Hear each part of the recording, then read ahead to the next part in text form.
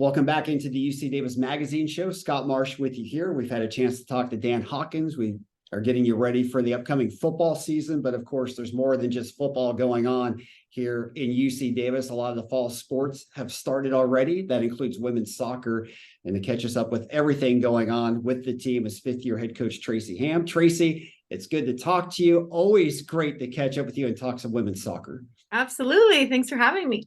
No doubt. And it's off to a good start already, 2-0 as we record this. And I know this is a team that you're really excited about.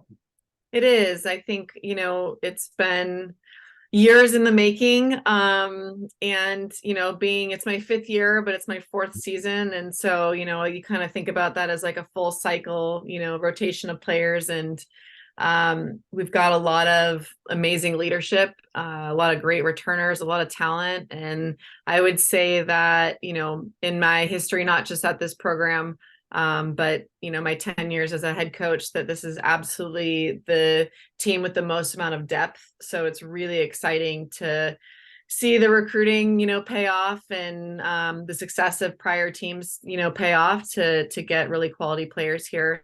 So I'm really looking forward to seeing what we can accomplish this season. Yeah, that is exciting. You make a good point. Obviously, we've worked our way through the COVID cycle, but there's still some players who are benefiting from having extra years and all of that type of thing. Just talk about that process and where it's at now. Yeah, the 2020 freshmen are now, they should be seniors, but they're juniors, and they kind of got an extra year of training under their belt, and just an extra year of experience. And I think that goes a long way. There's a lot of players that are super talented, and you can obviously, my job is to coach them up and focus on player development in the off season.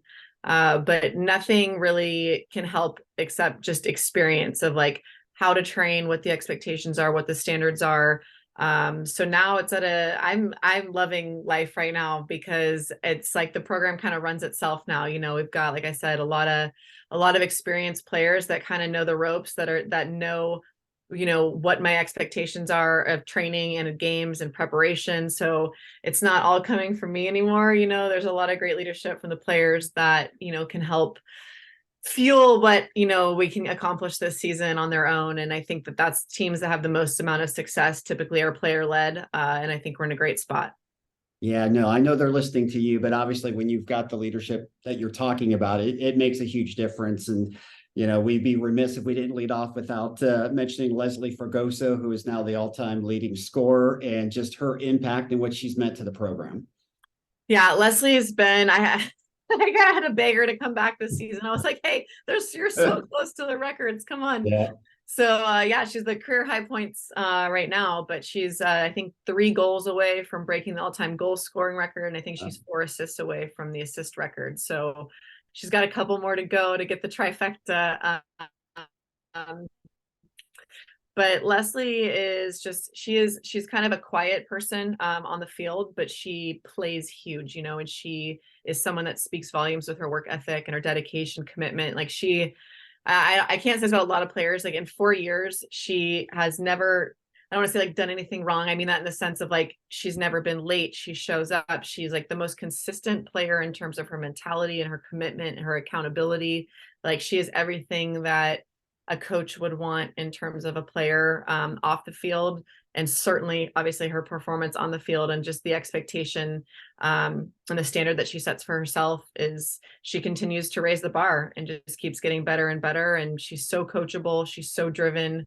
And what's awesome is that the younger players in the program have just been able to, see what she does day to day and try to replicate it. And I hope that that's, what everybody does moving forward. Yeah, that's pretty awesome. I mean, she'll go down as the most decorated player in the program's history, right? So Yes. She's definitely earning it, and the results are following, which makes it even extra special for her. Yeah. I know you have so many other players too. Let's get to it. Risa Yamada returning this year. Let's talk about her impact a little bit.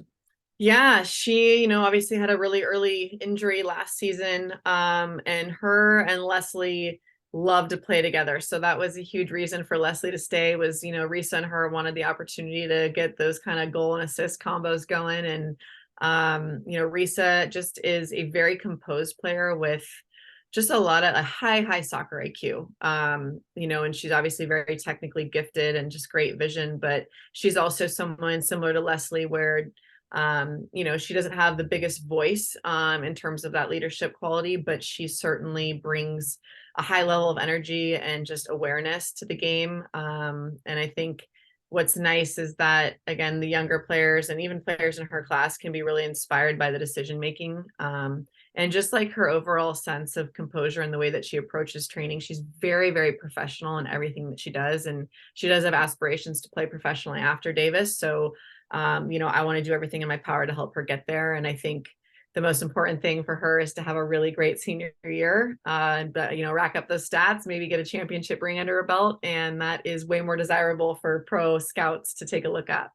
No doubt. You can't, when you've got hardware, it certainly speaks volumes. And you're so familiar with the pro game as well. Just kind of catches up. I'm not sure if every fan realizes what the next level opportunities are for some of the athletes, or maybe you can break that down for us. Yeah, I mean, that's what's so awesome about women's soccer now. It's just kind of exploded the past few years. The game has grown. Obviously, with the World Cup this summer, there's a lot more not like notoriety, but there's more awareness to the women's game globally. And so professionally, I mean, there's the NWSL, which is the pro league here in the United States. And that keeps growing and adding more teams, which is fantastic. But I think what an amazing opportunity is the professional game abroad.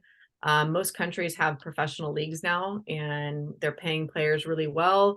They're viable careers, and so players that maybe don't get drafted to the United States Pro League, there's certainly opportunities to play abroad. And they're, again, fantastic leagues. And what a cool experience to just go live in Europe or live in Japan or live, in South America, wherever you might want to go and get paid to do what you love. It's kind of awesome. So I'm definitely encouraging players to continue playing and hold on. Don't hang them up for as long as you can. Absolutely. Enjoy it while you can. There's always going to be a real job awaiting you when that's over with. Would you consider the NWSL, is that at the highest tier, or how would you look at it now in terms of just where pro soccer is on the women's side? I would say the NWSL and the Super League. And the Super League is the English League is really, really a high level. So that's your Chelsea, Manchester United. Those are big time teams, Arsenal. So I'd be really curious to see how our club teams here, so our NWSL teams, would do against some of the Super League teams. Spain is getting, their league is pretty, high level as well. But I think the English League is definitely like top tier with the NWSL. We need to have some friendlies coming up. We do. We talked offense. Let's talk a little defense, because you have that too. Kaylee Goldstein earning Big West Defensive Player of the Week. Just talk about Kaylee's game a little bit. Yeah, Kaylee, this is her second year here, and she needed a year, I think, to just get game experience. Obviously, she was training at a really high level before she got here, but she needed minutes and she needed time to kind of get back into the swing of things. And she obviously had a great first year here. But I think the improvement that she's shown from the winter to the spring and now into the fall has been like exponential. And I think we're just scratching the surface of what she's capable of. She's also an incredible leader. She's one of our captains, and she's just very, very demanding, very fierce, but very fun.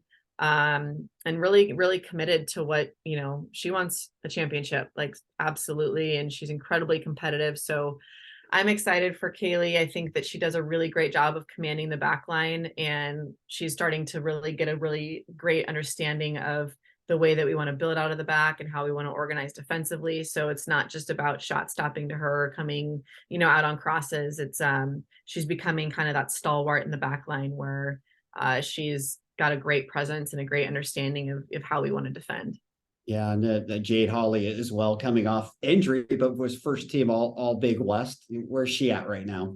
So we're waiting to see if she's going to return to play this season. Okay. We're hopeful, but it's kind of touch and go right now. So we've been lucky to have a freshman kind of step into that role. Elise Picard has been awesome the past couple games, and she came in and proved herself kind of right away, just from a an endurance perspective, fitness wise, but she's incredible in the air. She's very, very good at getting down the line and joining in the attack, which was something that we, would lose without Jade on the field. Jade's very good at, joining the attack. So Elise has done a great job stepping in, and we'll kind of see what happens with Jade moving forward. Yeah. Okay. Well, I know last year it was second in the Big West. This year, I feel like you may be in a little bit of disagreement, but I know preseason was picked to finish fifth. By a smile on your face, I feel like you feel like you have a team that can compete at a little bit higher level than that. Yeah, you know what?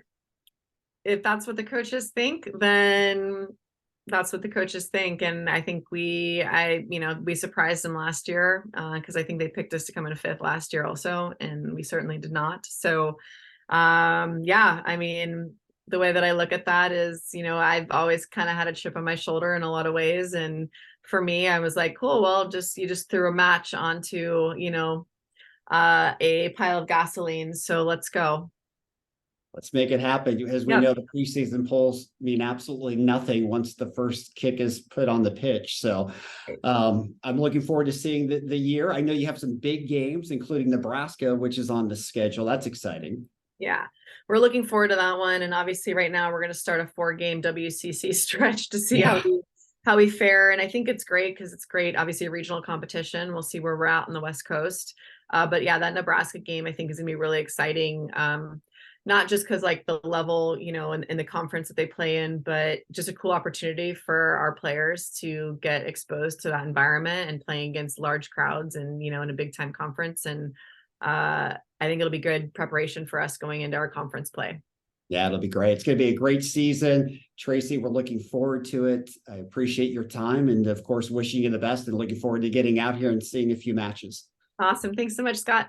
All right, that's Tracy Hamm, fifth-year head coach of the women's soccer team. We'll take the break. When we come back, we'll talk field hockey. Austin Pyle will join us here on the UC Davis Magazine show right here on Sports 1140 KHTK.